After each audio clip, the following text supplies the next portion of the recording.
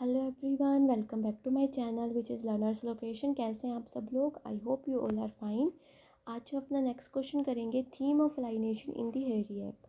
और अगर आपको और क्वेश्चंस चाहिए, आपको प्लेलिस्ट में जाना है। एमए फर्स्ट और सेकेंड ईयर नाम से प्लेलिस्ट बनी हुई है, वहाँ पे जाके आप अपने क्वेश्चंस देख सकते हैं। और अगर आपको मेरा चैनल अच्छा लगे तो please subscribe to my channel. हम अपना क्वेश्चन शुरू करते हैं। हेरी ऐप किसने लिखा था? इग्विन ग्लैडस्टोन ओनेल ने लिखा था। अमेरिकन प्ले राइट थे, नोबल ल्यूरिट थे लिटरेचर के अंदर। हेरी ऐप जो है एक्सप्रेशनिस्ट प्ले है विद लीड करेक्टर यंग। इसके अंदर जो मेन करेक्टर है वो यंग है। और यंग जो है क्या है? Young is in the search of his place in the world control by rich. जो ये है, यंग अपना प्लेस ढूंढ रहा है वर्ल्ड के अंदर, जो किसने कंट्रोल कर रखा है? रिच लोगों द्वारा, अमीर लोगों द्वारा जो वर्ल्ड है कंट्रोल कर रखा है। वो अपना जगह ढूंढ रहा है कि एज एन इंडिविजुअल मेरी क्या जगह है। This play shows the condition of alienated man in the world in the modern complex society. O'Neill through Yank represent a man who has lost his harmony with nature and not yet found harmony in his soul. और उसको अपनी जो है harmony, मतलब जो उसकी identity है, वो उसको कभी मिलती नहीं है बेचारे को। Alienation is the basic theme of the Hairy Ape. In the Hairy Ape through Yank, Eugene O'Neill tries to explain the alienation from the society. According to O'Neill, man is gregarious animal. Man जो है gregarious animal है। उसको किस चीज़ की ज़रूरत पड़ती है? उसको स्टेबिलिटी चाहिए होती है लाइफ में, सिक्योरिटी चाहिए होती है, बिलोंगिंगनेस चाहिए होती है, नेसेसरी होती है एक आदमी के लिए। किसके क्या? ताकि उसकी जो हैप्पीनेस और पीस है उन उसको मेंटेन करने के लिए उनको इस सब चीज़ों की ज़रूरत पड़ती है। He must have his mooring somewhere in some home in the love and affection of parents, friends, relatives. With this sense of belongingness, this harmony is lost for one or another reason.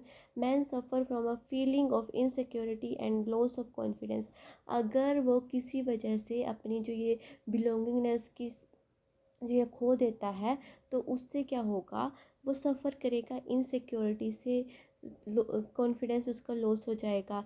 तो इस जो play के अंदर जो character है young, उसको दिखा रखा है ओनिल ने कि ये अपनी आइडेंटिटी ढूंढ रहा है फॉर बिलोंगिंगनेस। जो उसकी, मतलब पहले उसे लगता था कि हाँ, कि उसकी कुछ ना कुछ आइडेंटिटी है, लेकिन उसकी लाइफ में कुछ ऐसा इंसिडेंट हुआ जिससे उसे फील हुआ कि मेरी तो कोई वैल्यू ही नहीं है एज एन इंडिविजुअल। मेरा क्या स्थान है यहाँ पे इस दुनिया में। Egwene O'Neill is acknowledged to be most distinguished of the group of dramatists who created the serious American drama. Young जो था सेंट्रल करेक्टर था। उसकी जो फिजिकल अपीयरेंस बता रखी है, हेयरी चेस्टेड, लॉन्ग आर्म्स थी जिसके अंदर बहुत ज़्यादा पावर थी, ट्रीमेंडस पावर थी। He appear broader, more powerful, more sure of himself than the rest of other stoker. अब यहाँ से हमें पता लगता है कि वो ज़्यादा, मतलब अपने आप को बहुत ज़्यादा पावरफुल समझता था वो पावरफुल। जो दूसरे स्ट्रोकर्स थे, वो क्या था? एक स्ट्रोकर था, ठीक है। जो दूसरे स्ट्रोकर थे उनसे ज़्यादा अपने आप को पावरफुल था, उनसे ज़्यादा समझता भी था, और अपने आप को सोचता था कि हाँ मैं हूँ कुछ, ठीक है। अपनी आइडेंटिटी सोचता था कि हाँ मेरी कोई वैल्यू है। पर जो बाद में क्या हुआ वो हम बाद में पढ़ेंगे। अभी जो है, जो दूसरे स्ट्रोकर्स थे वो उसकी रिस्पेक्ट करते थे, उसकी जो स्ट्रेंथ की वजह से उसे ओबे करते थे, उसे डरते भी थे। Young is representative of the modern workers who felt socially alienated have been continuously in search of their own identity. In figure of Yang, O'Neill depicts the dilemma of 20th century youth in the machine and the worth of materialistic. Hairy chested with the long arm of tremendous power, low receding brows above their small, fiercely resentful eyes. Yank is quite satisfied, for as he himself puts it, he belongs while other strokers do not belongs. अपने आप को वो अपनी identity समझता था, जबकि जो दूसरे स्ट्रोकर्स थे वो नहीं अपने आप को कुछ समझते थे। He harbours no destructive romantic illusion. He does not seek any escape in the romantic illusions like Paddy Dream. He is in perfect harmony with his work and proud of the fact that he can eat, smoke and coil and make this ship run at 24 knots an hour.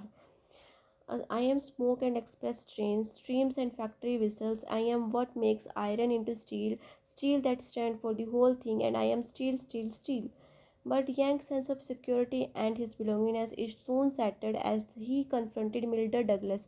पर जब यो अपनी जो वो उसकी sense of belongingness थी, sense of security थी, वो ख़त्म हो गई जब वो किससे मिला, मिल्डर्ड डगलस से मिला, जो उसे किस तरह देख रही थी, उसे ऐसे जब वो उसकी तरफ देख रही थी उसको लग रहा था ये हेरी ऐप है, ऐसे देख रही थी, और उसने उसको क्या नाम दिया, फ्लीथी बिस्ट का नाम दिया. It is now Yang become aware of the fact that he does not belong. The thing which made his life endurable was that he felt that he belonged and that he was a necessary, vital, and a human part of the society, social order. But now he realizes that he counts for nothing as an individual. अब उसको realize हो गया कि उसकी कोई value नहीं है as an individual. ठीक है. The hairy ape is the quest for identity in the modern time and man's failure to find an stable place in the world. Yank जो है symbol है deep protest का. He rises like a wave against the whole structure of main civilization. Throughout the play, the word hairy ape used for him. He too behaves like an hairy ape. The desire for revenge and murder carries him to the Fifth Avenue. He says he believes in direct action, in taking personal revenge for the insult that has been heaped upon him. He does not find Mildred there.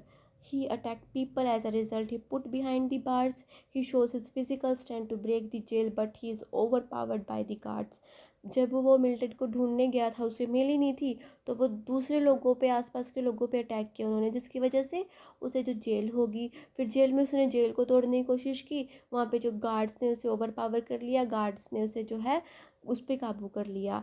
Playwright shows the scene of Fifth Avenue to show people of young type who are desolate and rejected. He imagined that he is a hairy ape imprisoned in the cage, mildred by the thought that maddened by the thought that Mildred is the daughter of the owner of the steel which has been used to case him in. Yank assert, I am busted in injure sale. That's what steel was me, and I own the wild. Now aren't steel and the world owns me. ये जो है text की लाइनें हैं. It is in prison that he comes to know about IWW. ये कोई organisation है, उसका नाम पता लगा, उसने सोचा कि मैं इस ऑर्गेनाइजेशन को ज्वाइन करूँगा अपना रिवेंज लेने के लिए.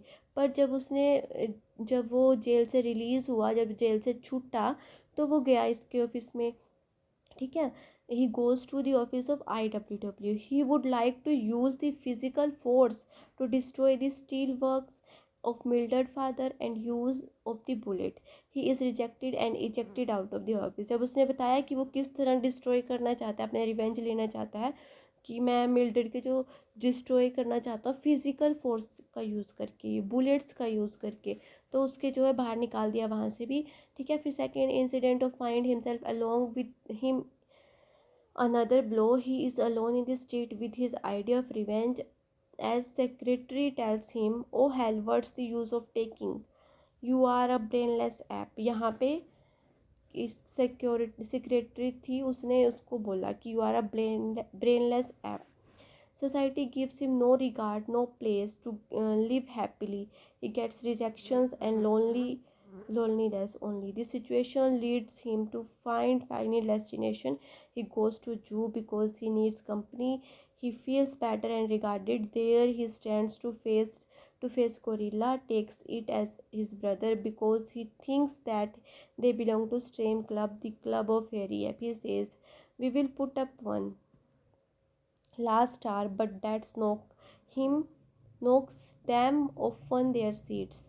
ये जो है लास्ट में जब उसे सोसाइटी ने उसे कोई प्लेस नहीं दिया, वो कहाँ गया, जू में गया. ठीक है. वहाँ जाके उसने गोरिल्ला के पास गया और उसे लगा कि ये जो है इसके साथ उसके साथ अपने आप को कनेक्ट कर रहा था, फेस टू फेस खड़ा हुआ. ठीक है.